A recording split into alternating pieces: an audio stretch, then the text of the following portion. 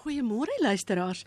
Ek wil u vanmôre net weer herinner aan die afgelope boodskapies wat ek gebring het, want dit volg op mekaar.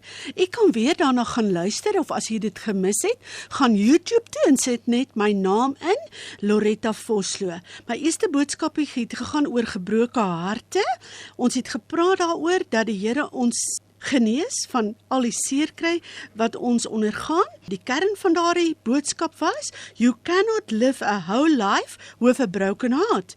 Die tweede enetjie was, bekommernisse van die sielsmens. Jesaja 35 daar was, bemoedig die wie se hande slap hang, help die wie se knie knik, sê vir die wat moed verloor het, wees sterk en moenie bang wees nie.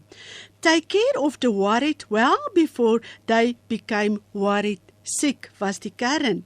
Dan die volgende boodskapies was 2 boodskappe, in watter toestand is jou geesmens? In 'n verlore toestand of in 'n verloste toestand? So u kan weer daarna gaan luister. Maar vanmôre volg ons dan op deur te praat oor die beskerming van die Christen teen die misleiding wat nou in die eindtyd gebeur. En my kernversie daarvoor kom uit Matteus 24 vers 24. Want daar sal valse Christene en valse profete opstaan en hulle sal groot tekens en wonders doen om, as dit moontlik was, ook die uitverkorenes te mislei. Kom ons kyk bietjie wat sê Prof Johan Malan van die tyd waarin ons lewe. Ek gaan so 'n stukkie aanhaal. Satan se komplot teen die mens en sy godgegewe vryhede het reeds in die paradys begin, toe hy deur misleiding 'n alternatiewe koninkryk aan hom voorgelê het, wat op leuns gebaseer was. Die verskillende strome van godsdienstige dwalinge in die wêreld vandag is tans besig om groter te word en met mekaar saam te vloei om 'n magtige stroom van misleiding te word wat onstuitbaar op sy doel afstuur om die wêreld oor te neem en te verander vir die nuwe wêreldorde. Die wêreldkerk wat uit hierdie nuwe hervorminge gebore word die opkomende kerk van die 21ste eeu genoem. In Engels, the emerging church. Ek is seker, u het al daarvan gehoor. Dit is inderdaad die doel van hierdie nuwe hervorminge om die Bybelse geloof te probeer vernietig en 'n valse godsdiens in die plek daarvan te vestig. In hierdie koninkryk wat gebou word, gaan dit oor die mensdom wat gelukkig en tevrede moet wees, sonder onderdrukking, uitbuiting, armoede, siektes, konflik, revolusie, oorlogvoering en ander negatiewe ervarings. Die kruis en die bloed van Christus word doelbewus verswyg. Daar word nou gesê dat God nie ons sonde op grond van Jesus se kruisdood vergewe nie, maar omdat hy goed en vergewensgesind is. Die boodskap van Bybelse versoening word al hoe meer op die agtergrond geskuif. Gevolglik word 'n menslike koninkryk op die valse fondament van 'n ander of dan 'n valse Christus gebou. Kom ons kyk wat sê 2 Tessalonisense 2 vanaf vers 1.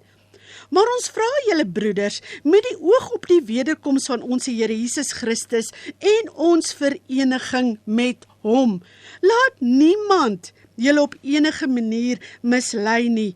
Want eers, luister, liewe luisteraar, want eers moet die afval kom en die mens van sonde geopenbaar word, die seun van die verderf wat ons dan weet die antichrist sal wees. Afval of die wegval van die geloof in Jesus Christus, dit word hier beskryf. Afval in hierdie geval beteken Christene wat hulle geloof in die Here Jesus Christus sal prysgee, ons Bybelse gefondeerde geloof. 1 Timoteus 4 sê die volgende, maar die Gees sê uitdruklik dat in die laaste tye sommige van die geloof afvallig sal word en verleidende geeste en leringe van duiwels sal aanhang. 2 Timoteus 4, want daar sal 'n tyd wees wanneer hulle die gesonde leer nie sal verdra nie, maar omdat hulle in die gehoor gestreel wil wees, vir hulle 'n menigte leraars sal versamel volgens hulle eie begeerlikhede. En die oor sal afkeer van die waarheid en hulle sal wend tot fabels. Maar wees jy, liewe kind van God, in alles nigter en ly verdrukking. Camelia Rosa sê die volgende: The coming deception is no longer the coming deception. It is here and growing daily in religion, in politics, in the media, and in entertainment. The plan is to overburden you so you fall asleep spiritually and cave in under pressure. And then, to handle life, you need medication to relax you and entertainment to stimulate you.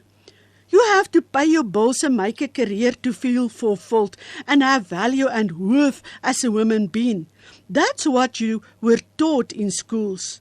You then need noise and partying to distract you from the silence of your fearful thoughts about everyday life. And you need yoga and meditation to make you find peace from the voices in your head that won't go away. You need all kinds of new age therapies to try to find your way and to be happy. While all this is going on, your children's babysitter is called television, which spoon-feed all the satanic new age lies and symbols necessary to repeat the cycle in the next generations. Do I need to go on? Dan sê sy, is there a way out? Yes. Don't give up on your faith in our Lord Jesus Christ. Break the pattern of the worldly ways in your life. Get off the enemy's plan for your life. Focus on simplifying your life to stay awake and stay alert. Stay spiritually alive. Wat sê 1 Petrus 5? Ek sluit aan by wat sy gesê het. Wees nugter en waaksaam, want julle teestander die duiwel of die antichrist, dan die leenaar of die versoeker, loop rond soos 'n brullende leeu en soek wie hy kan verslind. Die woord sê, hom moet jy teestaan, standvastig in jou Christelike geloof. Esegiel 44 sê, en hulle, dis nou die predikers van die woord, moet my volk die onderskeid leer tussen wat heilig en onheilig is, en hulle bekend maak die onderskeid tussen wat onrein en rein is, of wat dan waar of vals is. Die volgende skrifversie waarsku ons teen die verval van die mensdom. Ons kry dit in Jesaja 5 vers 20. Wie hulle wat sleg goed noem en goed sleg, wat die duisternis lig maak en die lig duisternis, wat die bitter soet maak en die soet bitter, en dan kan ons byvoeg wat die waarheid vals maak en die valsheid en die leuns as waarheid verkondig. Dan sê die woord wie hulle, wat in hulle eie oë wys is, na hulle eie oordeel verstandig is, wat vir 'n omkoop geskenk die skuldige regverdig verklaar en die reg van die regverdige hom ontneem, omdat hulle die wet of dan die woord van die Here verwerp en verag. Is dit nie wat hoogtyd vier in ons samelewing vandag nie? Maar kom ons kyk, wat kan ons doen om vry te bly van misleiding in die uur wat ons lewe? Die eerste punt wat ek wil oorbring is, kry 'n passievolle liefde vir die waarheid van God se woord. What is the standard set by a secular court? The truth, the whole truth, and nothing but the truth, so help me God? How much more should we, as Christians, take our stand for the truth, the pure and diluted truth of God's word? 2 Korinte 10 sê die volgende, want alhoewel ons in die vlees wandel, voer ons nie die stryd volgens die vlees nie, want ons wapens is nie vleeslik nie, maar kragtig deur God, om vestings neer te werp, planne te verbreek, elke kans wat opgewerp word teen die kennis van God, of dan die woord van God, of teen die waarheid, moet ons neerwerp. Ons mag nie toelaat dat enige kennis van watter aard ook al bokant God se woord opgewerp word nie. Ons moet alle geeste toets aan die kragtige waarheid van God se woord, anders sal ek en u mislei word, geliefde. Daarvoor het ons die Heilige Gees van God so nodig, want ons het die salwing en ons weet alles. Dit meen nie, ons is nou volleerd nie, maar dat ons nie mislei sal word, wanneer die Heilige Gees ons help om te onderskei waarop dit neerkom nie. Kom ek herhaal die voorbeeld wat ek 'n ruk terug genoem het van die hypergrace leerstelling wat deesdae vinnig besig is om veld te wen. Die term hypergrace was al gereeld beskryf as 'n nuwe golf of 'n lering wat vreeslik klem plaas op die genade van onsse God. Maar wat ander baie belangrike aspekte, soos onder andere belydenis van sonde, uitsluit. Hypergrace leraars hou vol dat alle sondes, jou verlede, hede, toekomstige sondes, alreeds vergewe is, en dat daar dan geen noodsaaklikheid vir die gelowige is om ooit weer te bely vir enige sondes wat dan gepleeg word nie. Dis waar dat Jesus vir alle sondes aan die kruis betaal het, maar sonder bekering en belydenis van sondes kan sondes nie vergewe word nie. As ons sonde bely, is God egter getrou en regverdig om ons te vergewe en dan van al sondes te reinig. Die kern van hierdie lering is dus soos volg: omdat al die gelowiges nie meer onder die wet is nie, maar onder die genade, hulle nie meer verantwoordelik gehou sal word vir hulle sondes nie. As dit alles opgesom moet word, is van hierdie hypergrace predikers se leringe tog geldig. Ons is inderdaad gered deur genade en nie deur ons eie werke nie. God se genade is absoluut wonderlik, groot en verniet. Maar die hypergrace leringe word uit verhouding geruk met die res van God se woord en wat dit ons werklik leer. Jesus was vol van genade en waarheid. Die twee is voorware delikate balans met mekaar en die geringste wankeling na links of regs kan na 'n valse leerstelling toe lei, soos in die geval met hierdie leerstelling oor hypergrace. Ons moet altyd nuwe leringe met die hele raad van God se woord vergelyk. Ons moet leer hoe om enige iets wat nie ooreenstem met die waarheid van God se woord nie, neer te werp soos ons die skrifgie gelees het. In kort, hypergrace predikers verdraai die genade van God en verander dit in hulle essensie om te sondig sonder belydenis van sondes en vergifnis, wat ons dan verkry. Ons praat dus oor 'n liefde vir die waarheid van God se woord. Hoor wat sê Petrus in 1 Petrus 2 vers 2. Verlang sterk, soos pasgebore kindertjies, na die onvervalste melk van die woord, dat julle daardeur kan opgroei. Elke een van ons, wie in Christus is, gaan deur 'n geestelike proses wat begin as 'n kind, onvolwasse en onervare in die woord. Dan drink ons die melk van die woord, wat dan tot volwassenheid lei, en dan eet ons die vaste spyse van die woord. Hebreërs 6:1 sê, daarom moet ons nie bly by die begin van die prediking aangaande Christus nie, maar na die volmaaktheid voortgaan, sonder om weer die fondament te lê van die bekering van dooie werke, die geloof in God, die leer van die dood, die handoplegging, die opstanding van die dode en dan van die ewige oordeel. Kom ons kyk, wat is die verband tussen die woord en die kragtige waarheid van God se woord? Die hele inhoud van u woord is waarheid. Heilig hulle in die waarheid, u woord is die waarheid. Die woord het vlees geword en onder ons gewoon, vol van genade en waarheid. As julle in my woord bly, is julle waarlik my disippels. In hierdie tyd waarin ons lewe, geliefde, waarin moet ons bly? Nie in menslike tradisies of valse leerstellinge nie, maar in die woord van God. En julle sal die waarheid ken. Jesus Christus en die waarheid sal julle vrymaak.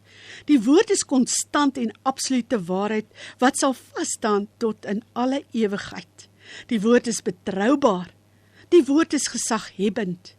Die woord is kragtig en het potensiaal om ons lewens radikaal te verander. Die woord sê uitdruklik dat daar in die laaste dae 'n rebelsheid teen die waarheid sal wees en dat mense na allerlei metodes sal gryp om die waarheid van God se woord te probeer omseil. Sekere Christene glo ook dat alle kragtige dade, tekens en wonders van God af is, sonder om dit te bevraagteken. Volgens my siening is dit die rede waarom kinders van God dan so maklik mislei sal kan word. Onthou ons skrifversie in die begin van Matteus 24 wat sê, valse Christene en valse profete sal groot wonders en tekens doen. Ek sluit dan aan by 2 Tessalonisense 2 vanaf vers 9. Hy, die Antichrist, wie se koms is volgens die werking van die Satan, met allerlei kragtige dade en tekens en wonders van die leuen, en met allerlei verleiding van ongeregtigheid in die wat verlore gaan, omdat hulle die liefde tot die waarheid nie aangeneem het om gered te word nie. En daarom sal God hulle die krag van die dwaling stuur om die leuen te glo. Dit is wat gebeur in hierdie tyd wat ons lewe. Mense glo die leuen. Hulle glo dat alle wonders en tekens van God afkom, terwyl die woord sê dat Satan doen ook kragtige wonders en tekens en leuns in die tyd wat ons lewe. So wat is ons beskerming teen misleiding? Ontvangs van die liefde vir die waarheid van God se woord, geopenbaar deur sy gees. God bied dit vir ons deur sy woord, maar ons moet dit ontvang. Geliefde, en dan word daar deesdae 2 woorde gebruik deur die nuutydsbeweging, naamlik vrede en liefde. En ons moet onder geen omstandighede moet ons daarvoor val nie. As die wêreld skree vrede, vrede, moet ons weet, 'n skielike verderf sal hulle oorval. Want volgens Jesaja 48 sê die woord, daar sal geen vrede vir die goddelose wees nie, maar vir die wat deel is van die koninkryk van God, is daar geregtigheid, vrede en vreugde in die Here Jesus Christus. Ek voel dat die liefde ook gebruik word om mense op die oomblik te manipuleer. Mense praat oor liefde van God en oor dat God so liefdevol is. Daarom kan ons maar doen wat ons wil. Onthou wat ek gesê het al van die Nieuwheids law. Dit is, do what thou wilt, shall be the whole of the law. Met ander woorde, die Nieuwheids law is, doen wat jy wil onder die dekmantel van liefde. En dan sê hulle, God is mos liefdevol, soos ek gesê het, en hy is vergewend gesind, daarom sal hy die sonde nie toereken nie, en daarom is daar ook nie die bestaan van die hel nie. Maar daaroor gaan ons nie vanmôre uitbrei nie. Maar die Here waarsku ons ook, en vir die kerk van Laodicense, dat God tugtig die wat hy lief het. So God se liefde tugtig ook, ons moet dit altyd onthou. Maar 'n passievolle verbintenis tot die waarheid van God se woord beteken meer as net jou stilte tyd of Bybel lees oor naweke of selfs net kerk toe gaan. Vra God vir 'n passievolle toewyding aan die waarheid van sy woord en wanneer jy na iemand luister, dat daar 'n gees van onderskeiding deur sy gees sal werk, sodat jy in die waarheid kan bly en nie mislei sal word nie. Gaan lees asseblief Psalm 19 self, wat alles van die woord van God gesê word. Dit verkoop die siel, dis vir ons wysheid, dit verbly ons hart, dit verlig ons oë, en dit is begeerliker as goud. Mag ons die woord van God meer begeer as enigiets anders op aarde, want dit is meer begeerliker en meer werd as goud. En wat begeer jy, liewe kind van God, vanmôre van die Here? Kom ons kyk op watter maniere kan ons nog vry bly van misleiding. Verneder jou onder die kragtige hand van God. Jesus het 'n nederige gesindheid gehad.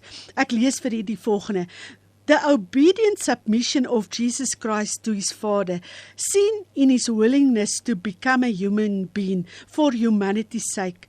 His freedom from self-interest and his willingness to serve others.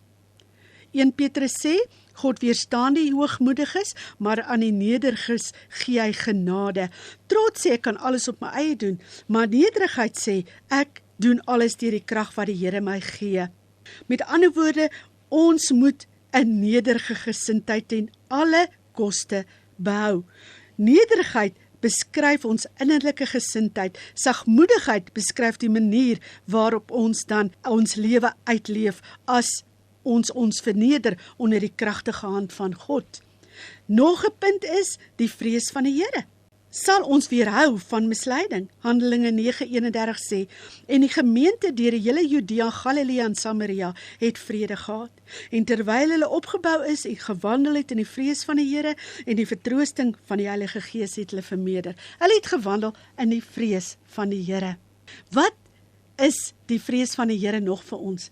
Spreuke 8 sê, en die vrees van die Here is om te haat wat sleg is en natuurlik om lief te hê wat goed is. Dit haat hoogmoed en trotsheid, 'n slegte wandel en 'n huichelagtige mond. Spreuke 19:23, die vrees van die Here is tot lewe, versadig bring ons die nag deur sonder om deur onheil besoek te word. Die vrees van die Here, daarin lê sekerheid. Die vrees van die Here is 'n fontein van lewe en help ons om die strikke van die dood te ontwyk. 'n Pragtige versie is in Hebreërs 12:28.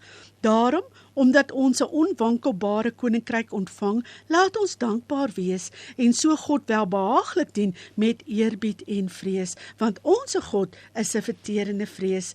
Dis nie 'n bangwees-vrees wat ons vir God moet hê nie, want ons weet dat niks ons kan skei van die liefde van God en dat hy ons nooit sal begewe of verlaat nie.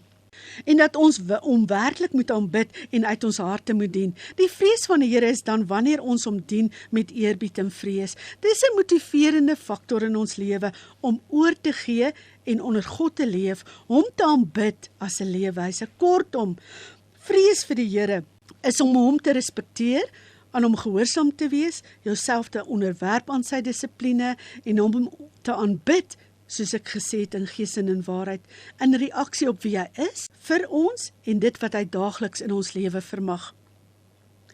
Ons moet ook nie op die vlees vertrou nie. Die woord sê, want ons is die besnydenis, ons wat God in gees dien en in Christus Jesus roem en nie op die vlees vertrou nie. 1 Korinte 2 sê, my rede en my prediking, dis Paulus, was nie in oorredende woorde van menslike wysheid nie, maar in die betoning van gees en krag, sodat julle geloof nie in wysheid van mense sou bestaan nie, maar in die krag van God. Paulus sê ook, ek het my voorgenem om met julle oor niks anders te praat nie as oor Jesus Christus en wel oor hom as die gekruisigde. Hy sê die volgende, ek wil al my menslike wysheid, al my kennis, al my teologiese kwalifikasies vergeet. Ek wil nie op die vlees vertrou nie. Ek wil net fokus op een ding, Jesus Christus en hom as gekruisigde. En wanneer ek dit doen, kan ek seker wees dat die Heilige Gees sal kom in sy krag en dan deur my werk. Want alles kom vir Paulus bymekaar in Jesus Christus as die gekruisigde.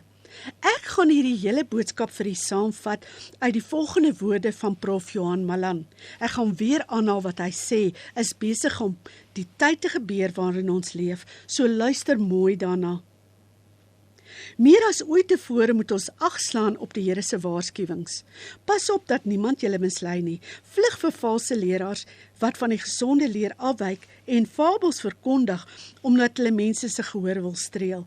Toets die gees of hulle uit God is, want baie valse profete en leraars het in die wêreld uitgegaan. Stry kragtig vir die geloof wat eenmaal aan die heiliges oorgelewer is. Hou maar net vas wat jy het, totdat ek kom, sê die Here Jesus Christus. En aan hom wat oorwin en my werke tot die einde toe bewaar, sal ek mag gee oor die nasies. Moenie onder geen omstandighede deel van die eindtydse verval word nie. Die Gees sê uitdruklik dat in die laaste tye sommige van die geloof afvallig sal word en verleidende geeste en leerringe van duiwels sal aanhang.